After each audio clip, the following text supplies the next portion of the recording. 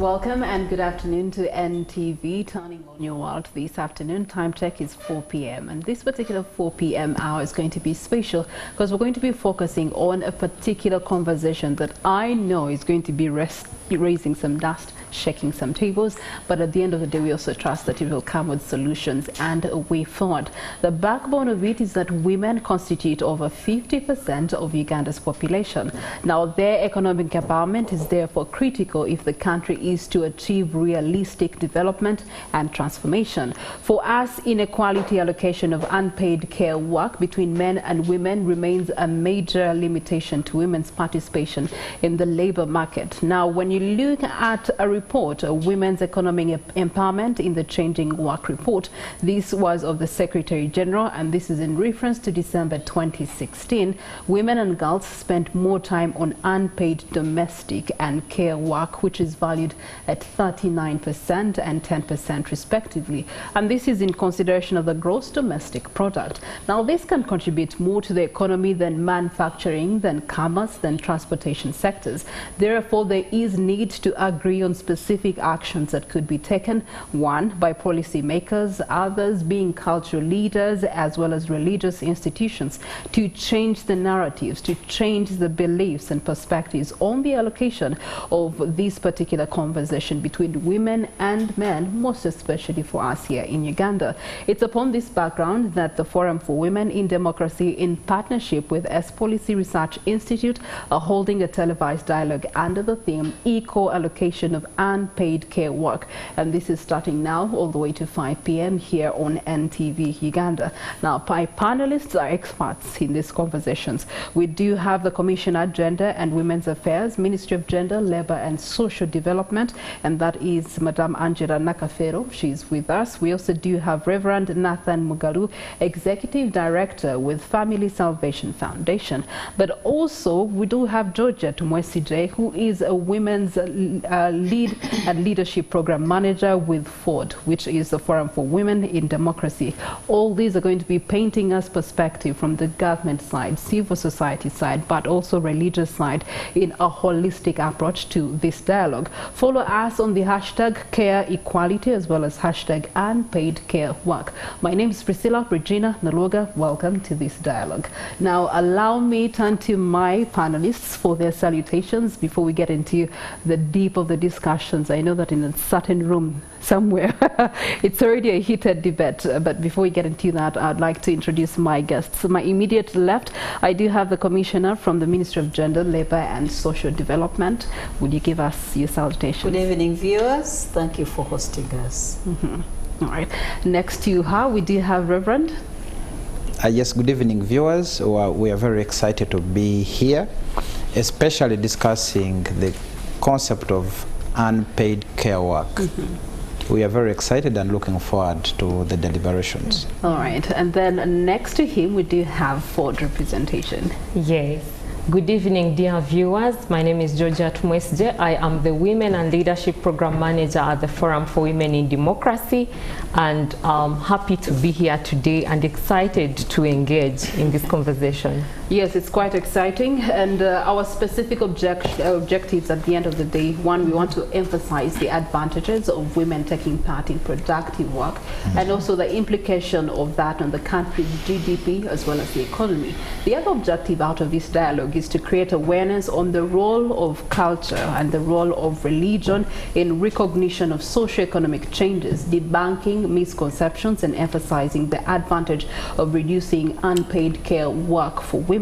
But also at the end of this hour, we hope to appeal to government, to policy makers to subsidize taxes on energy-saving cooking equipment and care items like diapers, which got a slap of a tax in the other financial year.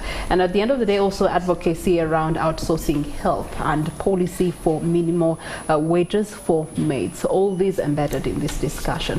But the big question I know you have right now is, what is unpaid care work? Georgia, let's start from there.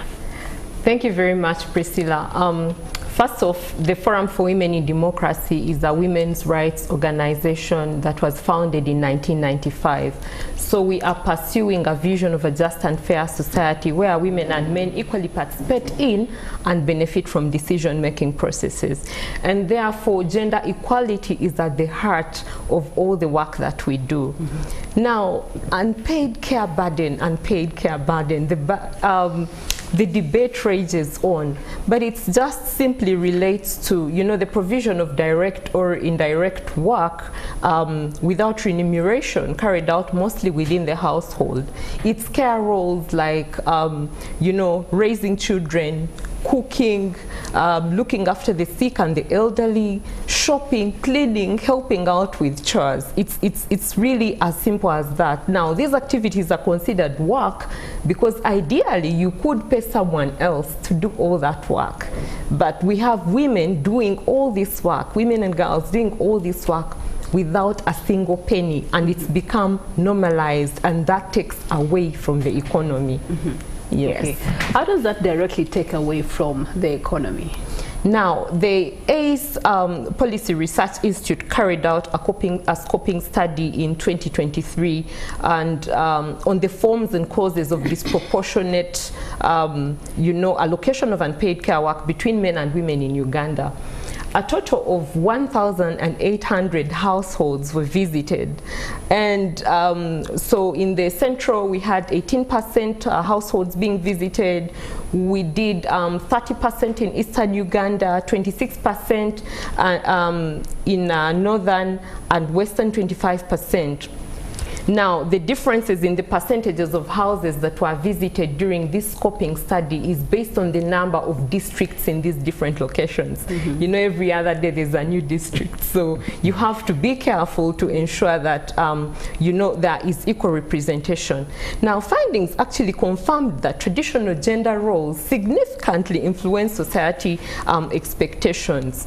The Ugandan culture, like really many others, traditionally view women as primary caregivers. I mean, even the way we are raised, just stemming from a young age, girls are socialized to, you know, just take on domestic tasks.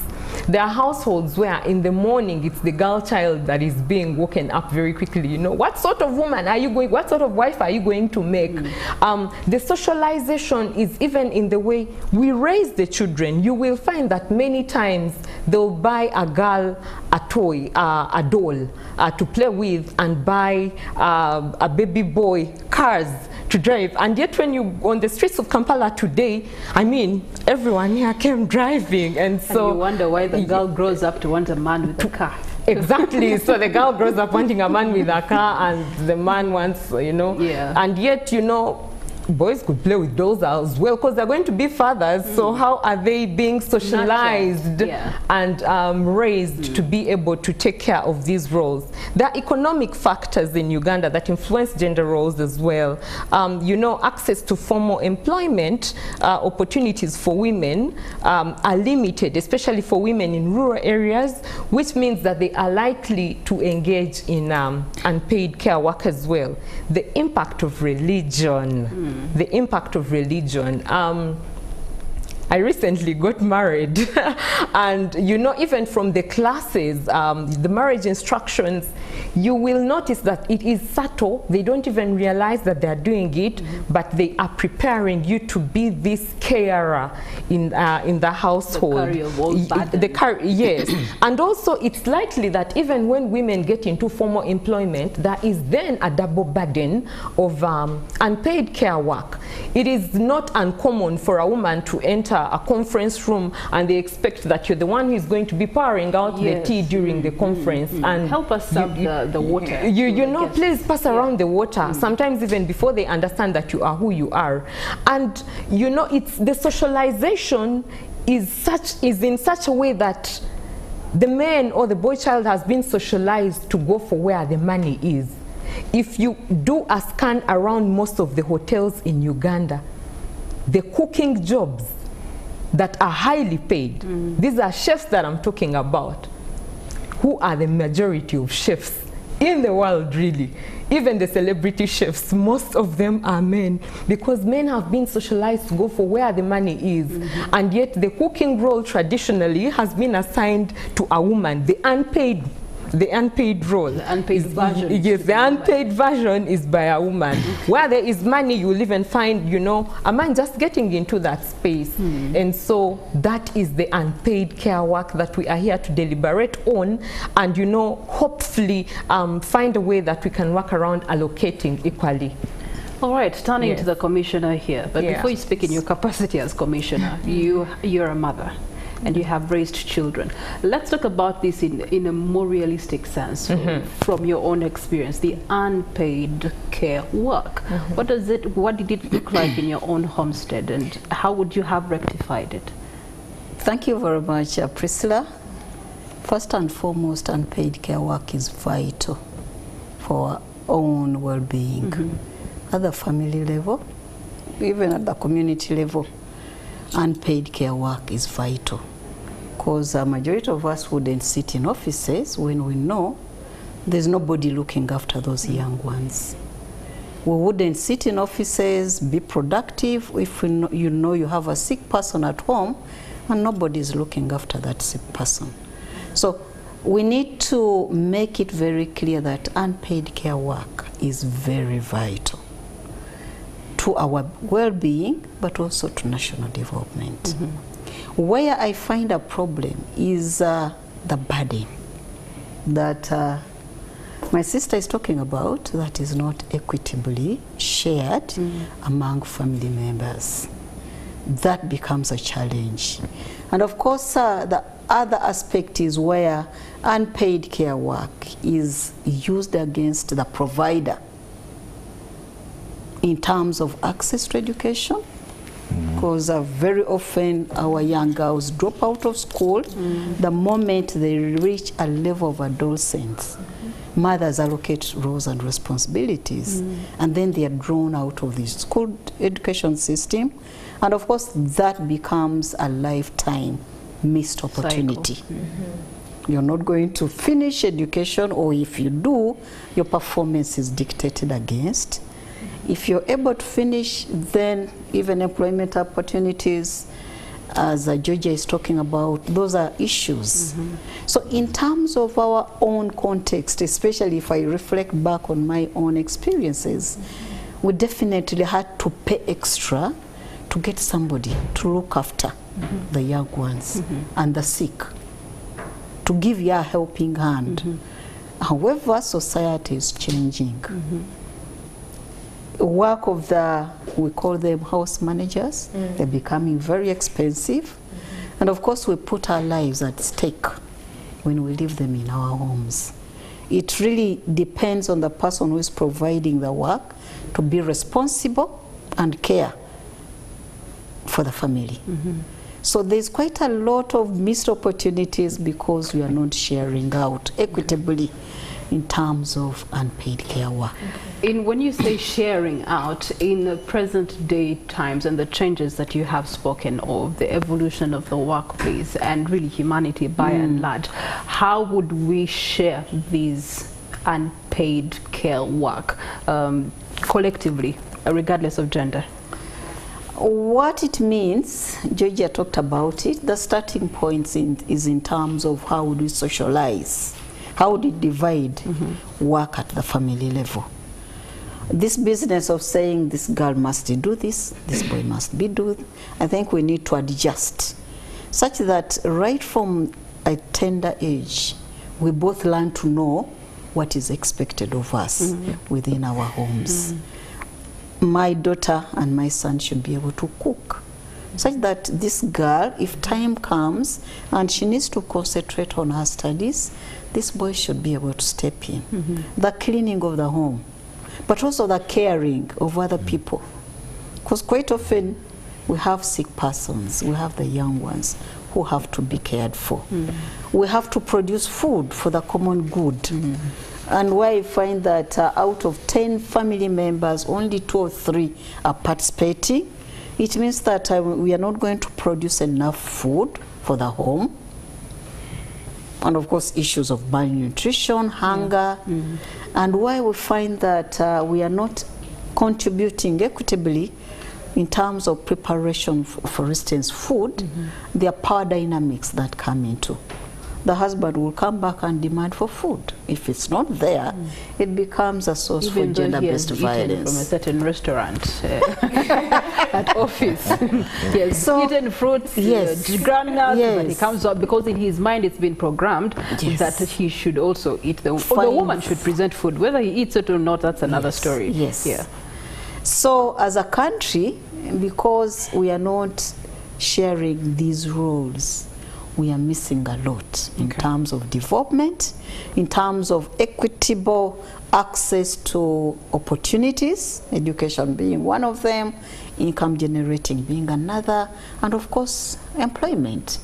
If you're not employed, you may not be able to put a plate of food the following day or for the entire month. Yet this is what we are expected to be. We're glad to be having a religious leader joining us for this conversation, Reverend Nathan Mugalu. This is a tough one. It puts you in a tough spot because if I'm to think of the nature of your work, you are constantly on the road attending to your sheep more than the sheep that at your household. So that alone is misallocation. But in your own perspective, you have had to deal with especially couples and families that have had a challenge of allocation of roles and responsibilities in the pretext of gender. No, this is my role. I'm a provider and I'm doing my job properly. I'm giving them money. I'm putting food in the fridge. I'm taking the kids to school. Your job is to do ABCD squared. How have you been able to navigate such circumstances from a religious perspective? That puts me in a corner. However, we have gender roles, but also we have life skills. So it's very important that in whatever that we do, we balance up that. Quite a number of people will say, well, this is my gender role, this is what I'm supposed to do. But at the end of the day, we ask a question, when you do it, what happens? Domestic work and paid care work is very important. First of all, nobody can survive without unpaid care work. Number two, it is also a form of training. Sometimes when we see families raising boys that you're not supposed to do work, the question is, you're not supposed to do homework, domestic work. Even mothers have a tendency, I didn't don't do that. Don't do that. So the question is, what is the training ground for young boys, for young men to learn how to work? Because I look at the concept of unpaid care work in the perspective of training, and that is my first take. Where do young people learn how to do work? Where do they learn resilience? Where do they learn life skills? All these are learned through the unpaid, the domestic work that we do, because before we train a man to go out there to hustle, to kuiriba, to do whatever, they should have learned these skills, they should have learned these competencies from home. So at the end of the day, by the way, even this also has an impact on the general adjustment of an adult. An adult that grew up as a child, without doing work, without that training, without that responsibility, normally they turn out to be very messed up adults when they grow up, because things like self-care, things like cleanliness, things like life skills, things like livelihood skills, survival skills, all are learned from home. So therefore, at the end of the day, that's why we stand in my work. I stand to challenge the notion of, you a boy, don't do this, you a girl, don't do this. So we normally pose this question: is it about gender roles, or it is about life skills? Any child that grows up and they're not doing work, any person that grows up and they're not doing work as a child, they will not work even when they're old. They will not learn. Okay, some people say, maybe boys don't do work. When you grow up, you'll marry somebody to do for you that work. And no wonder in my work of mentoring young men and boys, I go as far as visiting them in their rooms where they stay, and you find a lot of mess. Then, okay, now, if there is somebody that will do for you this work, how about when you travel for work? Aren't you going to bathe? Aren't you going to cook? Aren't you going to do your laundry?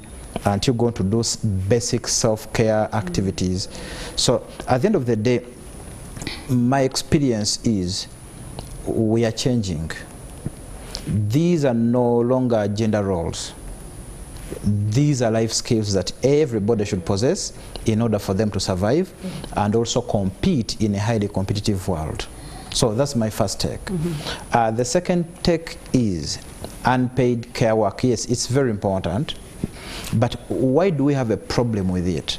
It only becomes a problem in my perspective when it makes some, especially women and girls, vulnerable to the extent of not going to school, to the extent of not participating in the economy, to the extent of not achieving their full potential, to the extent of not being able to take on opportunities as they come, to the extent of even women in employment not fulfilling their roles.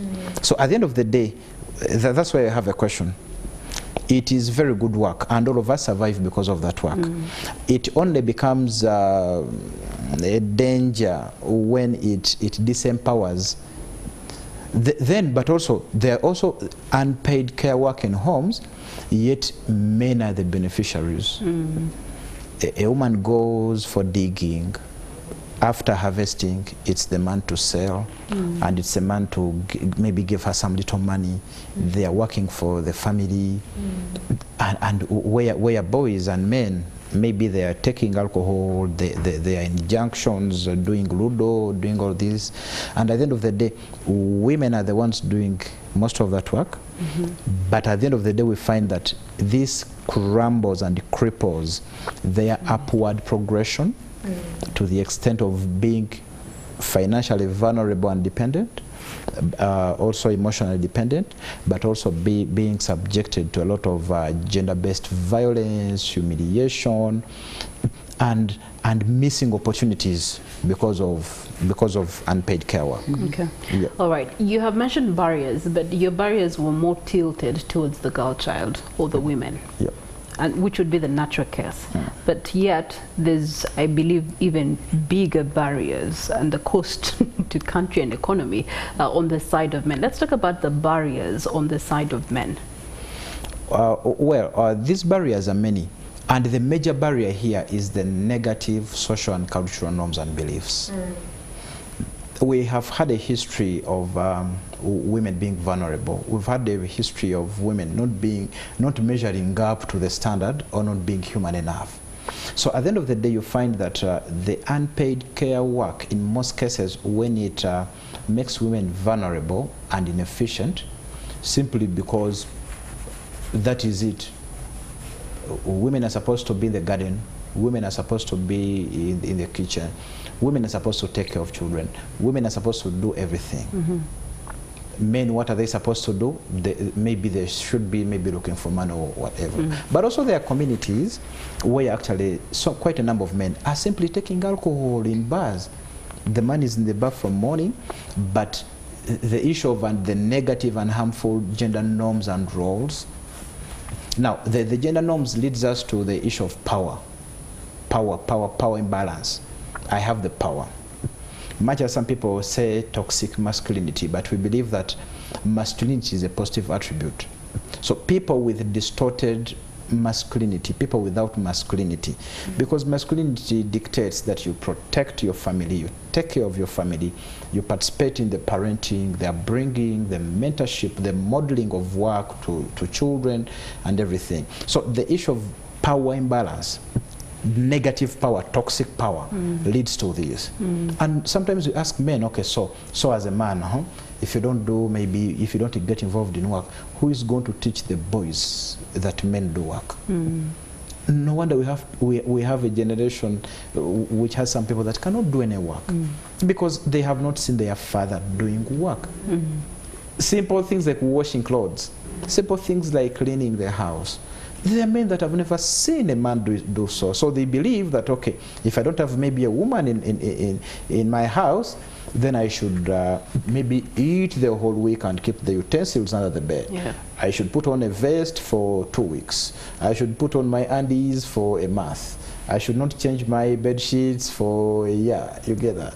So at the end of the day, the power becomes allow me to take the microphone away from you, because I know reverends, you know, religious leaders can go on and on. But in the way you have presented, you know, your submissions, begs the question: where do we distort this in the first place in terms of allocation? And I'll come to the commissioner in that regards, and also allow me to stroke it, I'll call you Mama. It's a conversation we were having earlier on in terms of allocation of this unpaid care work or the domestic work. And you were very vocal in saying that it's the responsibility of women, as you know, the caregivers, the nurturers, to be able to distribute this work accordingly. But yet we seem to be having also these women's distribution of work being the root cause of why we're having this conversation and this imbalance and inequality in the first place today. Let's talk about that.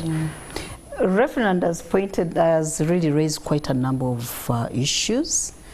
Of course, we learn by seeing, by doing. All of us, we've learned to be clean, be responsible, look after the home, look after the young ones.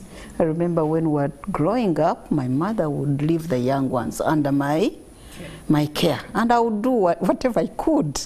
By so doing, I was learning the roles that I find later on in life very, very important.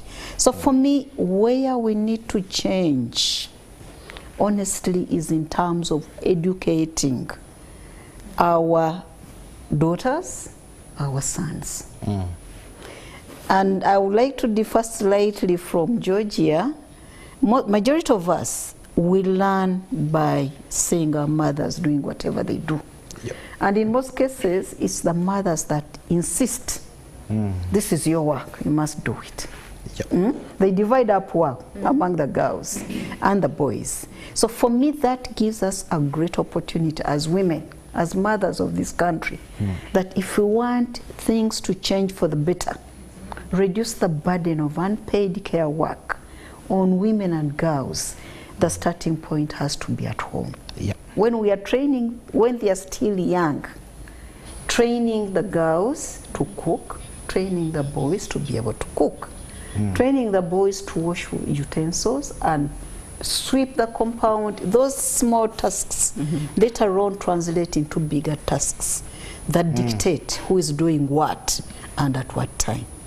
So as women, we have that opportunity to nurture the boys and girls equitably when it comes to unpaid care work. However, and of course, within the education system, there are also processes of inculcating some of these roles. So that is a great opportunity that we need to use. Okay, Georgia complementing what government laws and policies have already defined. Georgia has a contribution to make, just to reshape the narrative, I believe. Yes, I want to reshape the narrative, and I want our viewers to think differently going forward, the ones who are not yet on board. The reason as to why Angela differs from my thought will also go back to upbringing. She grew up seeing her mother nurturing, doing all the exact reason as to why we are having this conversation today.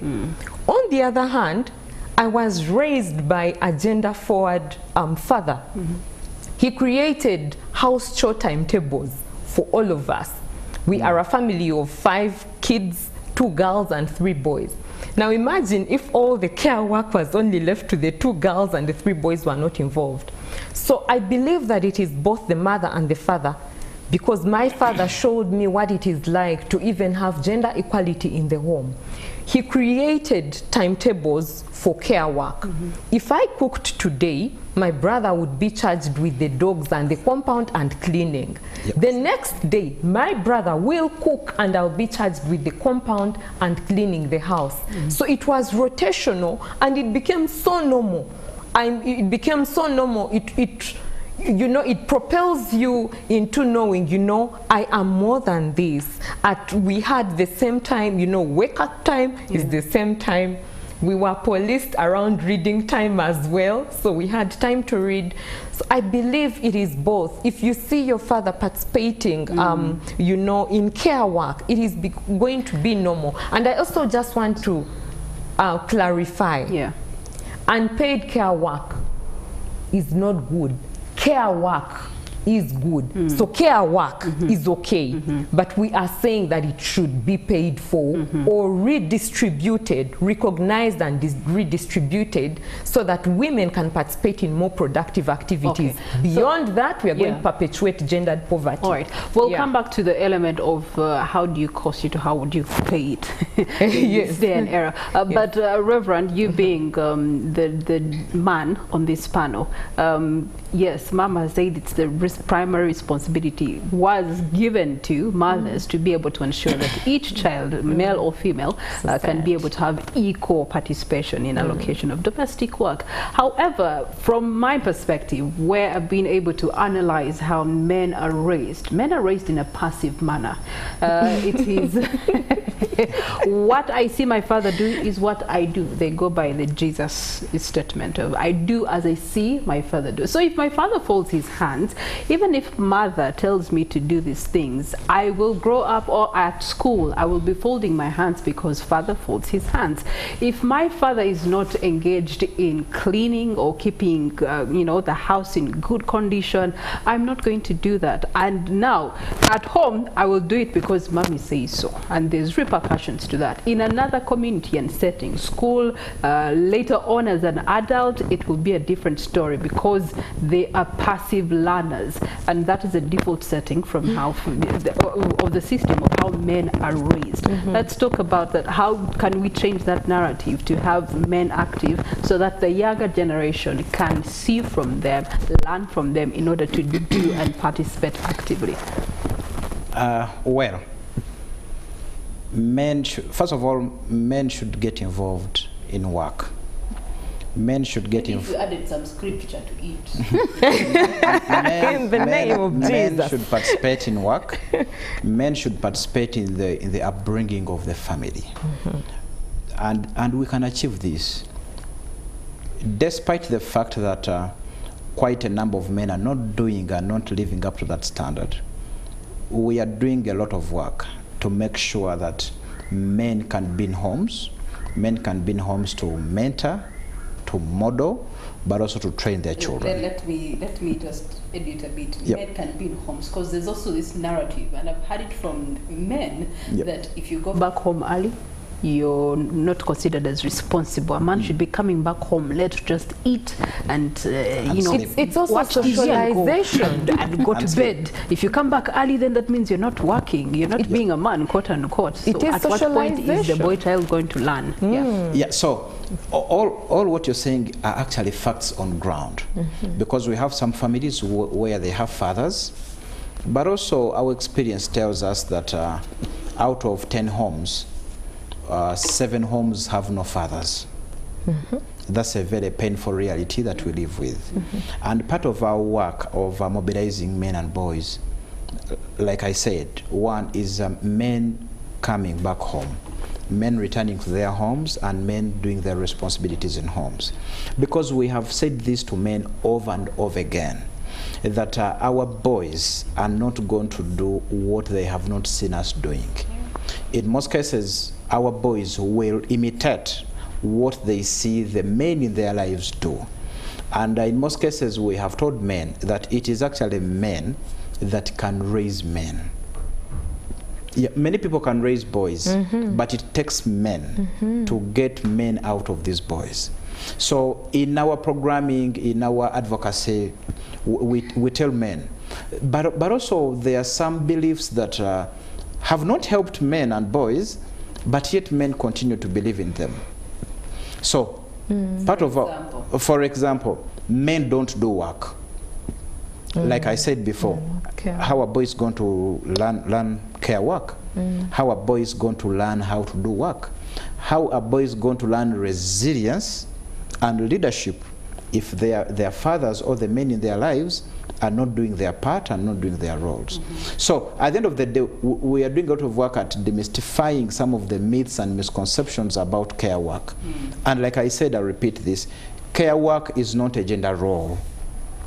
Care work is a life skill that all of us need for survival. Just imagine a man that cannot cook. I mean, how are they going to survive? No wonder we have obesity in men, we have malnutrition in men, we have so many things, because, I mean, you can't do. By the way, even getting a sense of a dietetic awareness, it comes from home. Care work teaches men a sense of fashion. No wonder we are struggling with men on as far as fashion is concerned, simple self-care. But it's now a job of adult men. Are our boys going to do what we tell them, or they are going to do what we are doing? Okay, all right. Yeah. Let's turn to the page where it actually affects economic empowerment as well as the country's GDP by and large. When we see a lot of attention being put on the girl child in terms of unpaid care work or domestic work for that matter, in turn what you're telling this person in the future is that it's okay, you can grow up and you can still be a woman and you don't have to worry about getting a job. If you don't get a job, it's okay. You have these jobs that you have to do already, primarily by virtue of the fact that you're a woman. Take care of your home, give birth to children, and at times we have seen that being used to their disadvantage by men in the name of housewife. Like, no, you can be a housewife, or a guy can pay you to be a housewife, and yet crippling their ability to contribute to the country's economy. Let's talk about that, Georgia. Yeah, thank you very much, Priscilla. Now, the burden of unpaid care work really limits women's participation in the paid workforce. And now that also means that it takes away from the country's resources, it takes away from the country's potential development. We want to achieve the Vision 2040. We want to grow, we want a transformed Ugandan society. From peasant, we said we want to go from peasant to modern and prosperous. Yep. We cannot become a modern and prosperous nation if we have majority of the population held back out of productive activities. We were talking about, female-headed households. In the scoping study that was undertaken by APRI, 38% of the households, just the 1,800 households that were visited, were female-headed. You're going to be shocked by the statistics that come out of the current census that is happening right now. Quite a number of enumerators were even shocked. I had my neighbor being asked, oh, where is the head of the family? And she's the one, but the socialization is that, it can happen, but that is, and I want to agree with Reverend. I mean, men, come back home, come and, and participate in care work so that the country develops at the same pace. Women spend, according to UBOS, women spend over 6 hours in unpaid care work compared to men who spend 1.4 hours. Now, you see, them have to contribute a straight 8 hours. Exactly. Now, that also shows that yes, men are also engaged in care work. It would be unfair to say that they are completely not spending any time, but we're just saying that women and girls have been socialized to pay more attention and to work more.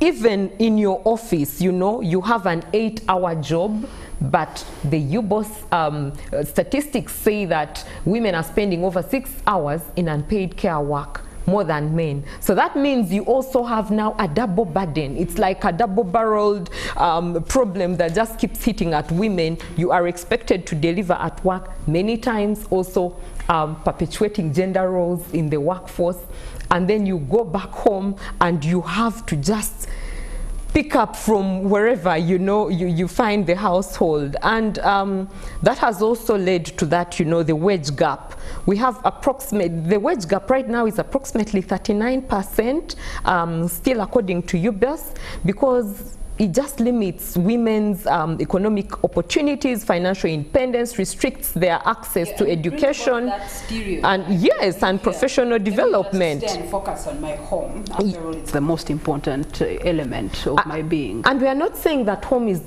actually home is really the most important. Yeah. But we are saying it can happen. It should be most important to both, to the man and the woman, so that both are also equally and participating in and benefiting from decision-making processes. Unpaid care work also keeps women on the periphery of decision-making processes. That means that if we are back home taking care of all these care roles, we are not in decision-making processes. And we all know that many times, if you are not at the table, you're going to end up on the menu. So that means that even women's priorities are not going to be reflected in plans, budgets, and policies, because they are not part of the, decision-making processes. And the cycle goes and on, Then we continue to have feminized poverty that Angela likes to talk about, So the cycle just continues, and another worrisome indication jeopardizing gender equality as a whole is that women's jobs are actually 1.8 times more vulnerable to crisis, and yet women just make up 39% of the workforce of the global employment, but account for over 54% of job losses since May 2020, the COVID pandemic. It just revealed all these structural weaknesses that we have globally when it comes to pursuing gender equality. One of the structures and equal pay. That we do have is the government structure. So I'd like to have the Commissioner coming in terms of policy level and programs. What initiatives, what steps has the government taken in ensuring that there's women participation in productive work amidst the care work that we're talking about? Really, so many initiatives are going on. Of course, in terms of reducing the burden of unpaid care work, you find that government has been deliberate in terms of bringing the services closer to people. I want to give an example of education. It's deliberate that schools are constructed in each parish, primary schools, then secondary in each sub-county, and technical in each of the counties. So the intention is to reduce on the time spent by children walking to schools and coming back, but also providing an environment where children can stay safely and learning. Because if they were not in school, then it's to be the mother to make sure that she's at home to look after these children. Another vivid example is in terms of water. We all spend a lot of time collecting water. So when water is brought closer to the family, the time spent collecting water is reducing. So that alone reduces the burden of unpaid care work. I can go on and on. Agriculture is another way, providing high-yielding varieties such that the family can get more produce from a smaller acreage and be able to feed the family very well. So there are so many, bring the roads closer to quicken transport for you to reduce on the time taken walking, bringing the health facilities closer, bringing electricity closer, whereby you're able to use electricity in terms of some of this unpaid care work that women do. So it's a deliberate effort to reduce the burden. It has to be also a deliberate effort in terms of redistributing. That is very, very vital. And this is where the family plays a critical role.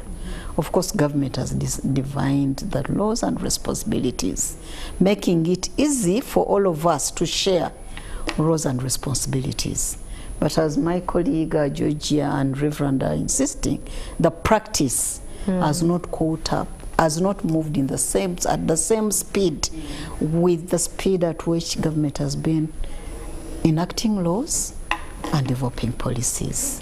There are also several programs. We talked about poverty, feminization of poverty. There's so many programs that government is implementing in terms of reducing poverty, making it easy for women and young women to start income generating activity. So drawing them from unpaid care work to paid work, wherever they are. So that is also a very important program. All right, turning to you, Reverend, let's talk about the role of religion and culture in challenging the stereotypes that presently do exist, and also promoting positive portrayals of men's responsibilities, engagement and involvement in caregiving. Yeah, when you look at unpaid care work, it is normally a function of religion and culture. And because religion and culture forms public perspective, forms beliefs, and forms practices.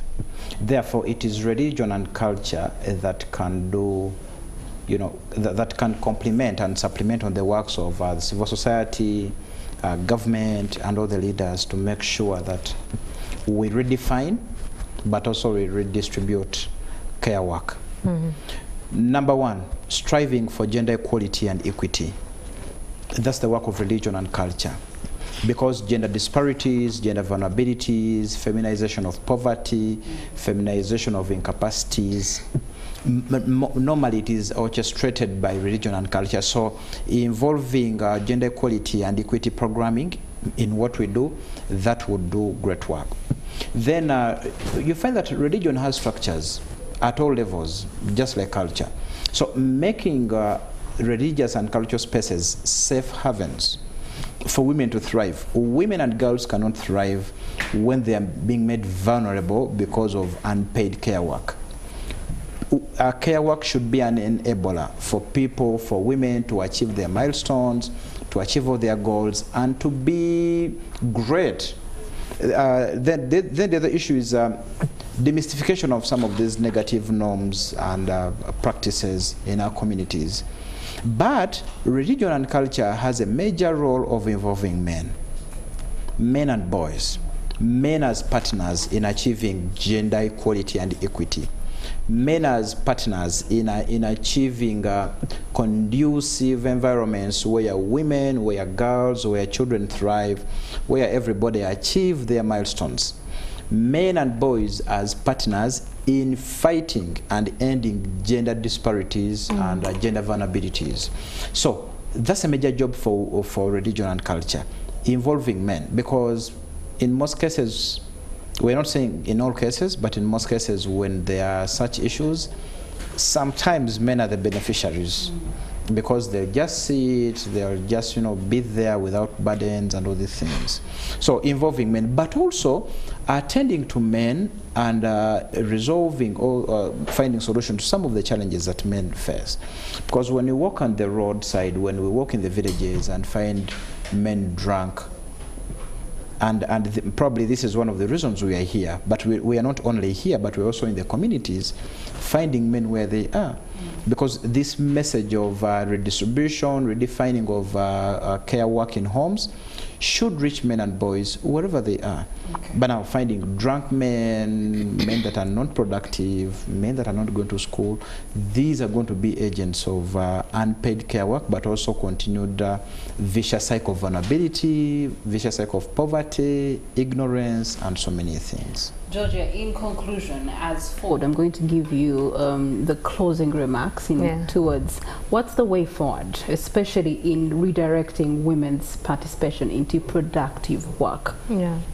Okay, so first, the Forum for Women in Democracy over the last 29 years has been building, nurturing, and sustaining women's leadership and economic justice.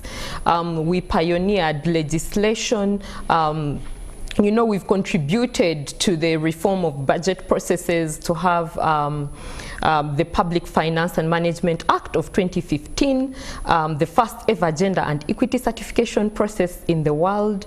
Forward, ACFORD, and other organizations also worked and lobbied for the establishment and funding of the Equal Opportunities Commission to ensure equal opportunities for all. We are transforming the lives of women and building their financial resilience as a catalyst for their participation in leadership, you know, which we believe is very, very paramount. To also ensure that women are not left on the periphery of development processes, really, Forward facilitates lactating beneficiaries and staff to participate in initiatives with babies and their baby minders. We know so many programs where you cannot get in there if you're a breastfeeding mother. And yet some roles like breastfeeding cannot be relegated to anyone else. Also to say that, you know, Forward is spearheading the construction of the Imara Women's Center, which is going to be a sanctuary for learning, sharing, and it's going to have an infirmary, it's going to have a lactation room and a nursery. Also, it's going to have lettable office space, which means that care roles can be brought to work, so you're participating in productive work, but also you're very sure that you know, on this other side your children are well catered for. One of the things that the government would need to do is gender responsive budgeting and taxation. Do not tax care items like diapers and menstrual health products, honestly. Someone said tampons and pads were a luxury item in Parliament, on the floor of Parliament, and so that means we are being taxed for bleeding, and I'm going to say that on national TV. Religious and cultural institutions need to be at the forefront of you know, just spearheading mindset change. Also, addressing gender issues in unpaid care work requires policy changes even in the workforce. Let's have flexible working hours for some jobs that you do not need to step in office for. I mean, let the person work from home. COVID showed us that people can effectively work from home. They do not need to be in the office. Also, outsourcing help is okay. Let's stop stigmatizing outsourcing help. The nannies and home workers. Oh my God, that woman is lazy. She's, you know, she has two nannies and so on, but she is paying them. So they are also earning a living while she's also engaging in more productive work. And you know, our GDP grew by 5.3% during the first quarter of the financial year 2024. Currently, Uganda's GDP is over 45 billion US dollars. Imagine what it would be like if all the women who are engaged in work that does not pay them in care roles got back on board. We would be able to achieve Agenda 2030, would also be able to achieve our 2040 vision of a prosperous and modern Uganda. And finally, it's a shout out to all the men who are doing an amazing job, because they are there, and you know, because the larger percentage is really towards women, they seem invisible, that 1% that is also undertaking care roles. So let us just recognize, reduce and redistribute care work. All right. Yeah. Well, I would like to say many, many thanks to my panelists, Commissioner Angela Nakafero. Thank you so much for opening our eyes to, one, how government has actually aided in supporting the unpaid care work that we're talking about, so that people can spend less time and less resources and less energy in order to fulfill their primary duties, which are paramount. We cannot run away from them. If we were not having these skills, personally I'm going through the same thing right now. My mother is unwell, but if I had not picked up that skill from when I was a child, I wouldn't, as an adult, I'd be thinking, no, I should be paying someone else to handle that. But it's my mother. Why should I be paying somebody else to handle that? And also Reverend Nathan Mugalu, Executive Director with Family Salvation Foundation. First of all, thank you so much for the work that you're doing to re-empower men into their rightful positions, and understanding that with great power comes great responsibility here.